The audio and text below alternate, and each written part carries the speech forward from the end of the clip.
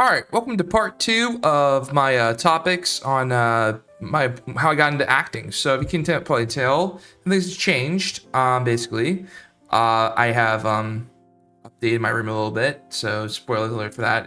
This video will be coming out on Friday.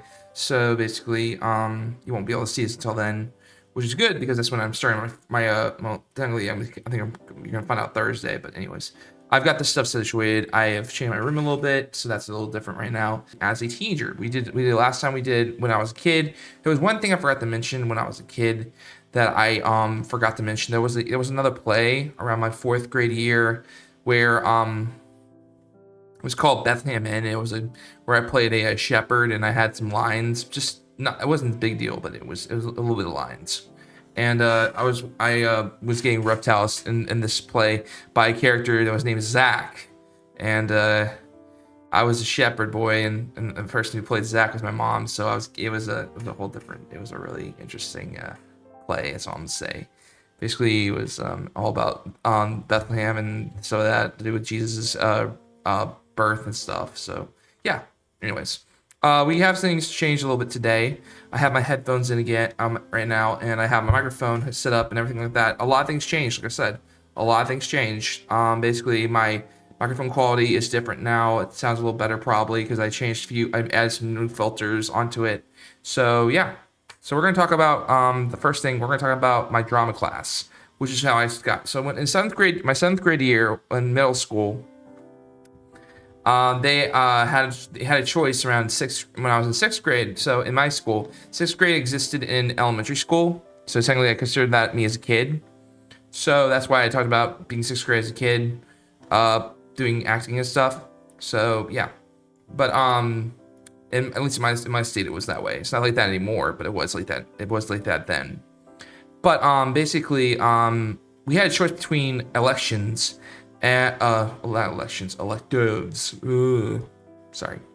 Electives, and we had the choice between doing any type of elective, like Spanish, choir, whatever. I didn't choose choir. I actually chose drama class, which is how I got into drama class. Drama class was a whole different class where literally you learn about how to do acting, you learn certain history of acting and all kinds of stuff like that. So it's pretty cool. So I gave it a shot. Now, for me, that was when I found out I had to have glasses, which is why I wear glasses now. That's when I started to realize I had to have glasses because I was in the back of the seat. I was in the back of the class because of my last name being...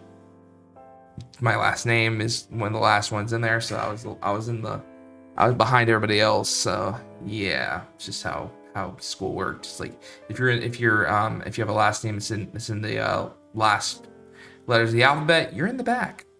So yeah. But anyway, enough about that. We're going to talk about what happened there. So basically, what happened was I got into class. I learned a lot about classes and stuff. And there was a time where literally I was going into learning about the classes and stuff and learned about skits. We had skits and stuff.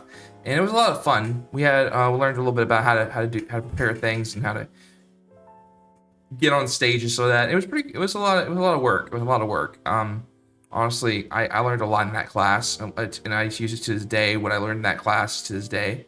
Now later on, there was maybe a couple months, I think it was like in October, November of that year, we were told by our teachers we were going to have monologues. We have to have monologues. So they all gave us monologues. We all had to have those memorized, prepared to do without looking at the page at all, which was a lot of work. Honestly, it was a lot of work. And so I got a monologue that had to do with a kid who was brand new in school and his parents kept making him move and stuff, and they had him get into different classes and stuff. And he was like, okay, well, I don't want to do this unless I'm old enough to where I could probably get a GED if I wanted to. I don't want to be the new kid all the time and be picked on and stuff. And literally stuck not knowing my friends anymore, and then having this happen all the time. He's like, why is this happening?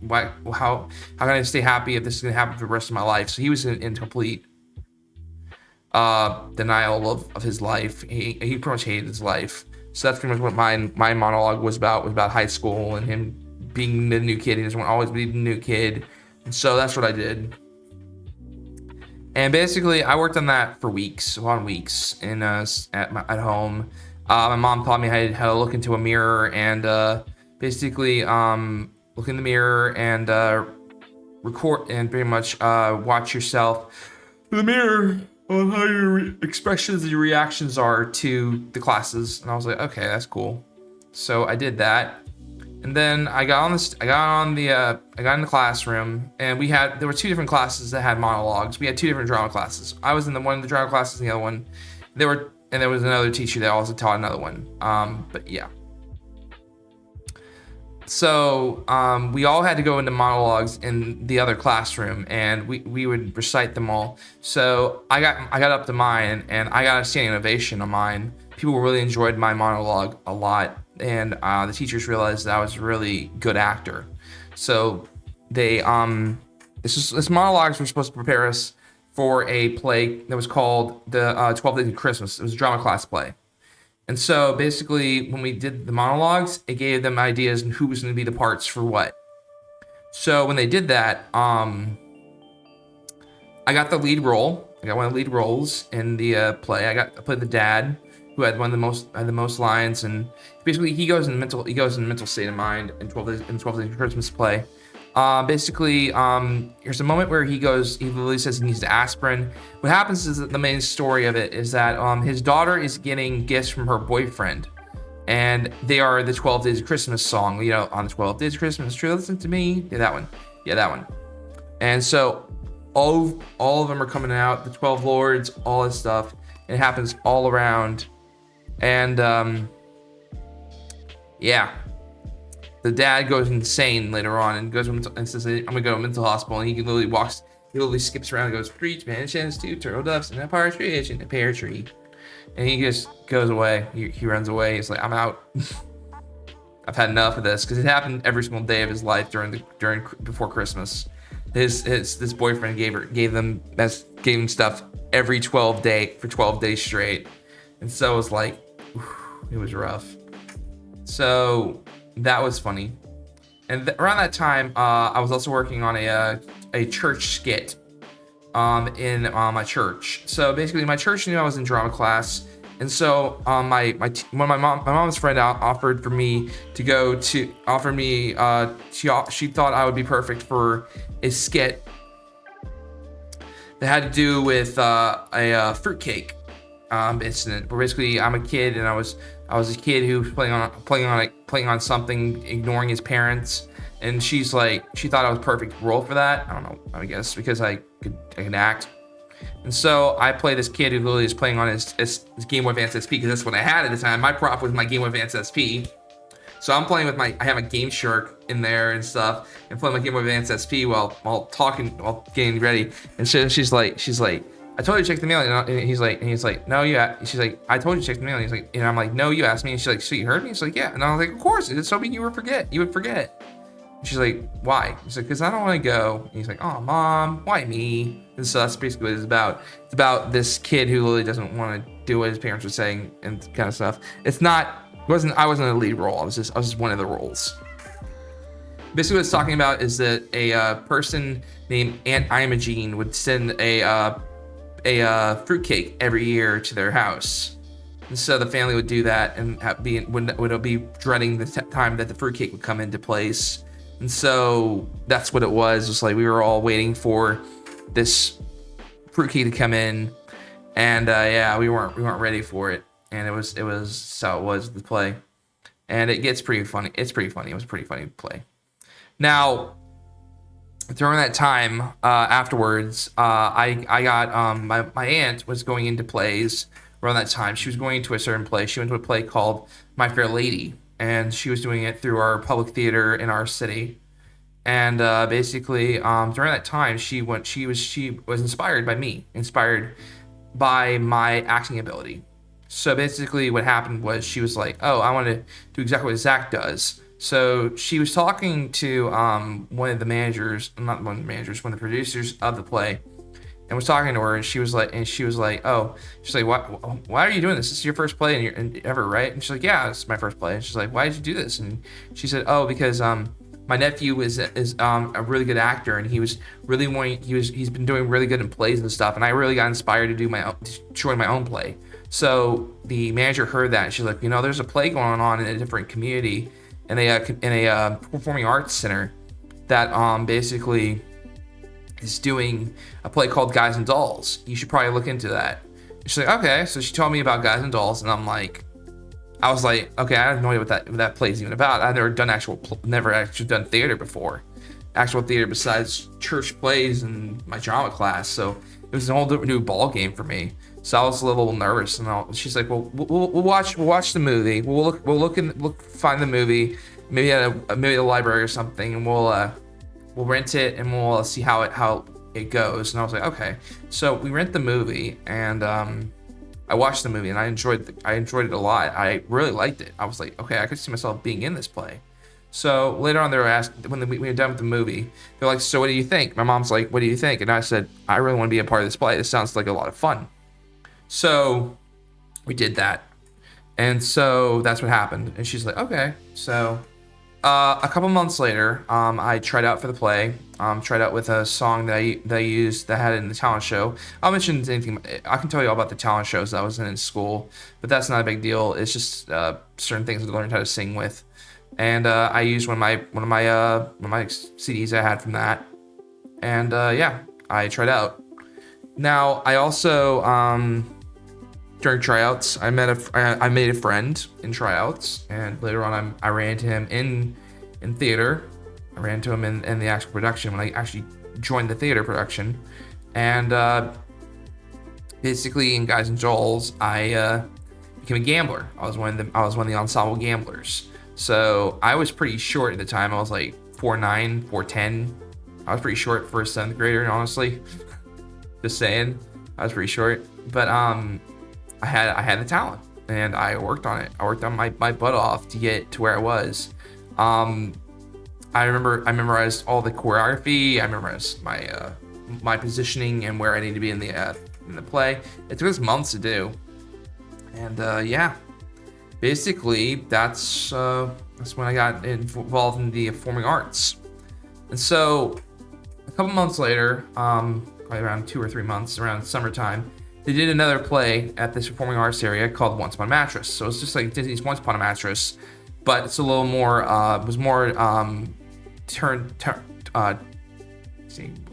mellowed down per se. I guess we would call it mellowed down. And so basically, if you know the story is kind of turned into a childish version of the story of Once Upon a Mattress. If you ever watch Once Upon a Mattress, you'll know what I'm talking about. But basically, I played in one of the ensemble roles as well. But let's talk about my audition first. This is what matters. So I got involved. I told my mom I wanted to be prepared this time when I got into an audition, and I wanted to have the best song I could possibly work with my voice. So we looked through music, we looked through certain sounds, and we were like, okay. And she thought it was perfect for the song because this is actually one of my favorite songs. She thought I would be great as the song. I had a karaoke soundtrack of Fall Out Boy's "Dance Dance." So we just tweaked the words out a little bit and made it more childhood friendly, so I could actually start the thing. And I worked on the song, and so I got up there to the audition, and I worked my butt off, and I sang and I did stuff, and then I was able to move around and stuff, and they were really surprised about me. They really thought, they were like, okay, he actually really does have talent. So they were really surprised. So later on, about a couple days later, I get a call on my phone. My mom says, I got a call back. And at first I didn't really know what a callback was. And so they had me go back to the auditions, and I had to retry out, but this time for the bigger roles. So that was pretty surprising.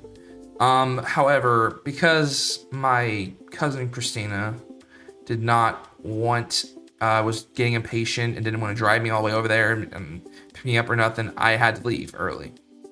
So it kind of sucked. I guess she was very impatient. She had things she had to do. I'm pretty sure what she was doing was just some illegal stuff. But that's my opinion, because that's just how she was. But anyways, not gonna talk about that. Basically, I tried my audition out. She texted me and like, oh, I need you to leave now. I gotta go. And I'm like, whatever. So I left, and I got the ensemble role. So that's what happened. That's why I said it mattered, because if I would have kept if I kept inside, if I stuck to the audition, I probably would have gotten a better role, honestly. So that's something that we'll talk about that later. We'll talk about that later. So we work on Once Upon a Mattress, and basically it's the same exact producer and director as last time in our play and our last play. And so we work on that one. And so basically she knew what I was doing. She knew how I rolled, basically how I acted. So she knew how it worked. So that was kind of cool. So that happened. And we worked on Once Upon a Mattress, and I got very fond of it. I worked my butt off for weeks and months. And there were moments where I got dehydrated and stuff, and I had to take a break and get some water a few times during practices, because it was really a lot of work, and my body could not handle it. It was not used to this type of on the job, like really rough thing. So there were moments where I got dehydrated sometimes during practice, and I had to drink a lot of water to get better. But I worked my butt off, and at the end of it, it worked. It was for the best.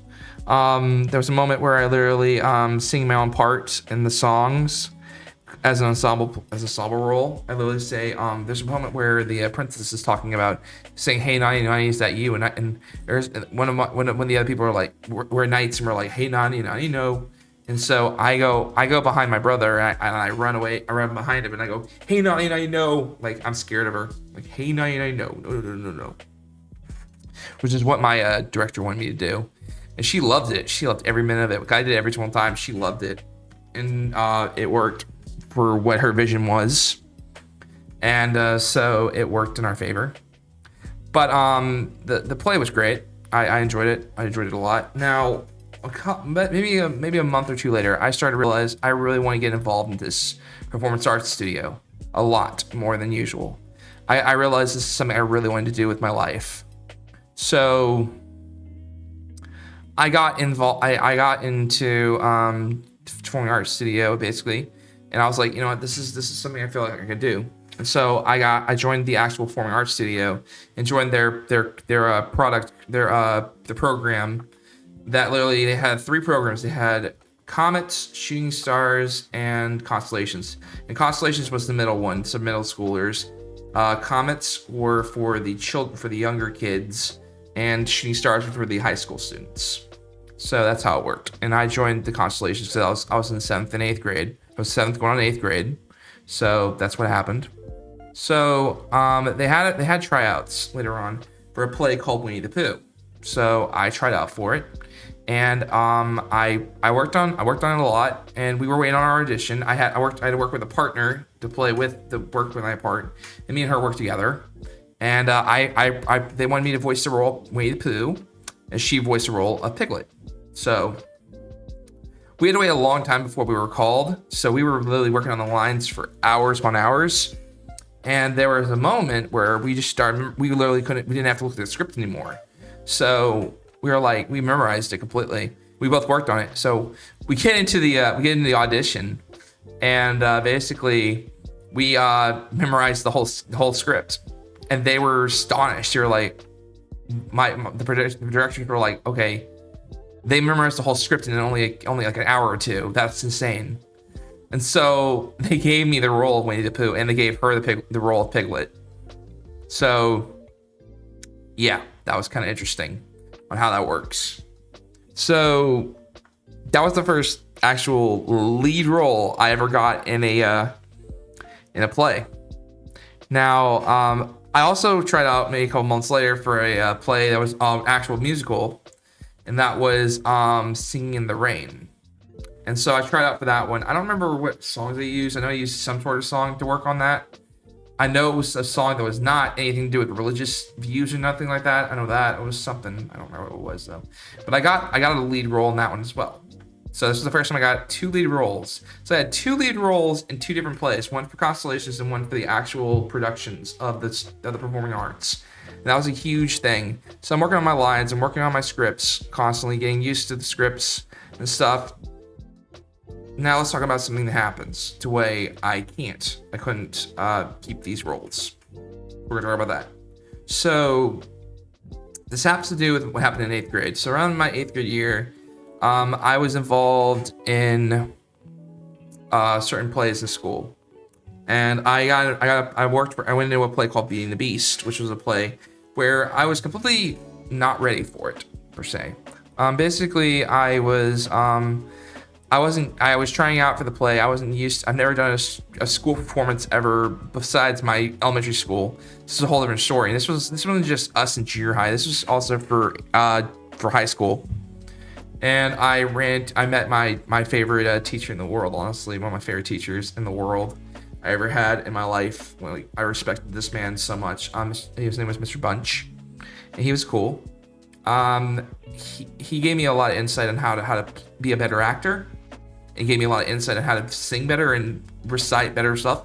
And he talked about during our plays to join a thing called I won't remember. Oh, show choir. It was show choir, and show choir was a whole different story. And so I joined it later on after being in his play. Now in that play of Being a Beast, I had 2 roles. I played a gargoyle and I played a milkman. 2 ensemble roles again. The reason why is probably because I didn't do the greatest on the theater, and I was doing so. If you can't tell what I'm saying, I was involved in 3 different theater productions at once. Yeah, I was very devoted to all 3 of these at once.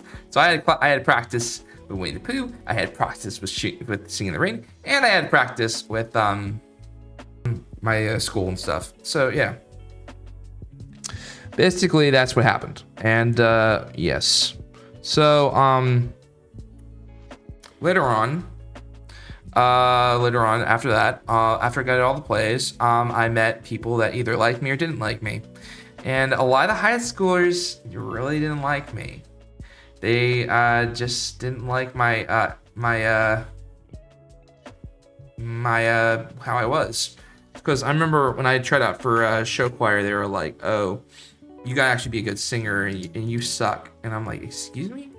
So because I didn't understand things, they were like, "Well, what do you?" One dude was literally telling me I'm not a bass, I'm a tenor, and I didn't understand anything what it meant at the time. I know now I'm a tenor. I now know I'm a tenor now, but back then I didn't know what that meant, and this guy was kind of a jerk about it. But back then I was dealing with a lot of bullying, even in show choir. Now I thought as a kid I wasn't gonna deal with that as much. But in 8th grade, I already dealt with bullying as it is, so I thought, you know what, if I probably won't get bullied as much if I go into what I enjoy, and people will actually accept me for who I am. That wasn't entirely true, and it caused me to have a mental issue, pretty much, in 8th grade. And basically, what happened was around show choir, when I was in show choir, they told me basically this one guy was a complete jerk. He said the only reason I was accepted in show choir is because they needed more guys, and that was it. It wasn't because I had talent at all. And I was like, wow, you are a complete ass. I didn't want to say it to his face. I'm like, yo, you are a complete asshole. And so I'm like, but back then I didn't think that as much. Now that I think about it, he was an asshole. But when I was a kid, I was very quiet. I never wanted to fight back or nothing. I just let people talk, and it destroyed my mental state, honestly. So maybe I should have fought back, honestly. But I had a mental issue to where I couldn't. I had an issue with the. If you know about you might know the situation in 8th grade. I had some bullying that happened on a bus, and it traumatized me to very much degree. So basically, I had to drop out of some things. So I made a choice when I got out of my mental hospital to drop out of certain programs, and one being were the 2 that I got the lead roles in. Now I regretted it later on doing this because I worked my butt. I was working hard on this, and I was trying to get better at my acting, but I wasn't really committed anymore. And honestly, one of the plays where I was going to be in was going to take me back to my school, and I didn't want to go back to my school. My psychiatrist and my counselors, they all said he cannot go back. My mom's like, he cannot go back. It doesn't matter what he do, what he does, he cannot go back. It's just not going to happen for him. So mom had to drop me out. And so by the time I was still suffering from the paranoia and the scaredness of what people would think if I came back to the school. and how they'd react. So I didn't want to go on stage. So what happened was fear came a long way and ruined all my chances of getting better parts, honestly. So as much as I don't want to talk about that, that is the reason why I stopped my role. I stopped being Winnie the Pooh. They chose my understudy. It was actually a friend of mine who became the understudy in Singing in the Rain. They chose one of my friends as well to be the role for the lead role I got in Singing in the Rain. So they chose one of my friends as well, which I wasn't upset with. I was glad they were. I was glad they did it, and I was glad because it opened the eyes of the productions to know that these guys also had talent. So I was very glad about that. But I was upset about the Winnie the Pooh one because I went to go see the performance during the performance after I dropped out of it, and basically I kind of regretted not being in it. And I thought, man, this is stupid because of what happened to me in school. I don't really want to do anything anymore. I don't want to act. I don't want to sing. I don't want to do any theater at all. All because of these stupid jerks that had to deal with me. I was traumatized by it. Honestly, I really was. I was traumatized. And so, basically, with that, later on, a couple months later, after I got out of school, I was in 9th grade. I moved to a different apartment complex in my city. And we were brand new to the place, and I went to a play called. I was like, around that time, I was like, I don't want to have this ever happen again. I don't want to deal with this crap ever again. So it was around summertime where they had another audition for another play. I said, you know what, I'm doing it. I'm doing it this time. I don't care what my mind is thinking. I don't care what is going on. I'm going to try out for this. So I joined to try out for the play called The Wiz. Now, The Wiz is a play of The Wizard of Oz, but it's like a different version of that. It's got, if you don't know some of the songs, like Can You Feel a Brand New Day from certain like memes and stuff, or Ease on Down the Road, and it's like a lot of stuff. Sorry if I keep messing with my pen, I keep doing that. But anyways, it had certain situations, and I was in one of the ensemble roles again, which is not a big deal. I worked my butt off and worked on what roles I had. I was a crow, and I was one of those evil guys that are bothering the lion and stuff, and attacking all of them in a row. And so that just attacking them, and they get beat up and stuff by people and stuff. It's interesting, but yeah, that's how it worked. And then I was also a choir member, and so around that time, I had to sing in the choir sometimes when I wasn't on the stage, so that was cool. And we had to sing the songs that were in the play as well. So we had to learn all the songs in the play and work on them that way. And so I was one of the choir members in that one, so we just sang it that way. And it went pretty well. Now, about maybe a few weeks later, actually it wasn't a few weeks later, it was a few days before the performance started. There was another play that was coming around that we were told about, and it was called Oliver the Musical. Now, I was really excited about this. I wanted to try out, and my brother was like, "Oh yeah, I'm gonna try out too." And then what I didn't know is that my mom was gonna try out, and my aunt was gonna try out. So this is the first time my mom had been back in theater since before I was born. So this is a huge thing for her. She hadn't been in theater since before I was born, when she was in college and stuff. So this is a whole different ballgame. This is my mom returning back into theater after all these years. And so she tries out. My mom tries out, my aunt tries out, I try out, and my brother tries out. So we all tried out for the play. My brother tried out for the role of Oliver Twist. I tried out for the role of the Artful Dodger. And my mom and my aunt tried out for different roles as well. My mom tried out for the role of Nancy, and she honestly should have gotten the role, in my opinion. I'm not being biased because she's my mother. I'm saying it because she worked really her butt off on her parts and stuff, but they gave it to somebody else instead.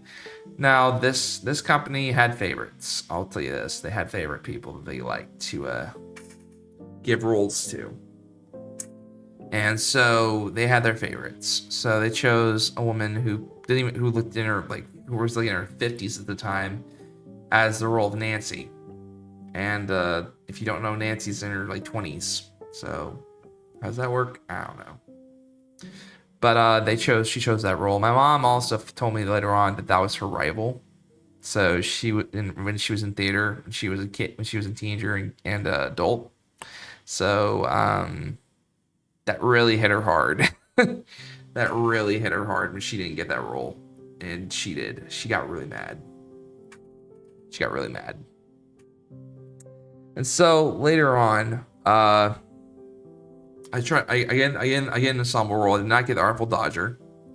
My brother did not get Oliver Twist. We both did not get it. He was too old for it, honestly. He was like 12 years old, and they thought he was too old for it.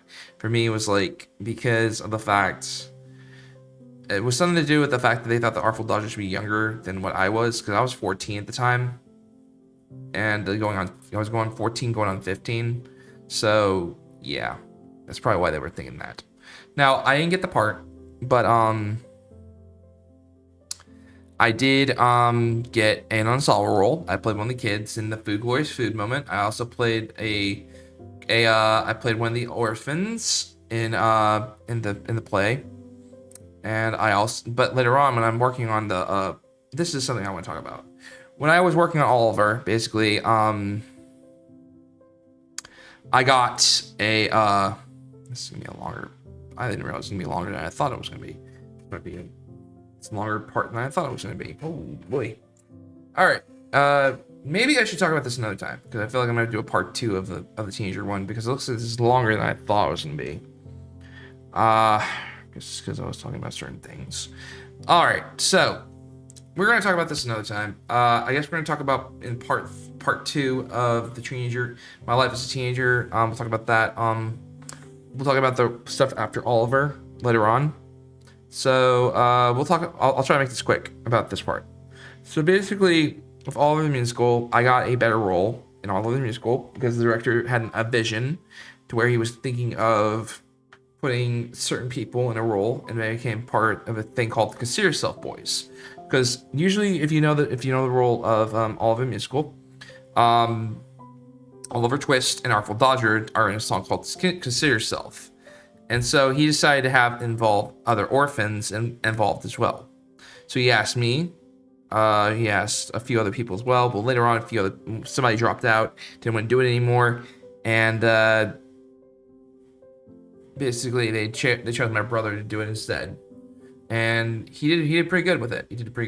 He did his own part of it, and I did my own part of it. So we both got involved in that part of that role. That was pretty cool. But I'll talk about Oliver the Musical, the end of how Oliver went next time, because it's going on 33 minutes. I wanted to keep this around 26 minutes, 28 minutes, but I guess I'm longer than I thought because of what I've been talking about. All my topics were larger than I thought for this. Anyways, all right. So thanks so much for watching. See y'all in part 3 later.